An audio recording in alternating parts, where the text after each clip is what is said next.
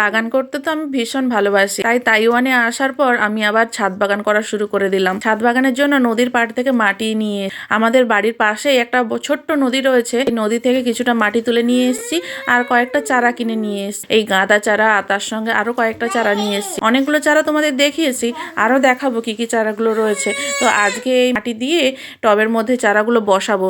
এই অ্যালোভেরা গাছও নিয়ে এসেছি। অ্যালোভেরা গাছগুলো বেশ ছোট ছোট সাইজ, কিন্তু দেখতে কি সুন্দর। আমি দু রকমের অ্যালোভেরা নিয়ে এসেছি। আর একটা অ্যালোভেরা চারা অন্য একটা পটে বসাবো, পটটায় আরেকটা এই কাঁটাওয়ালা অ্যালোভেরা চারাটা বসাবো। এই গাছগুলো দেখতে কিন্তু খুব সুন্দর হয়েছে আর দামও অনেক কম নিয়েছে।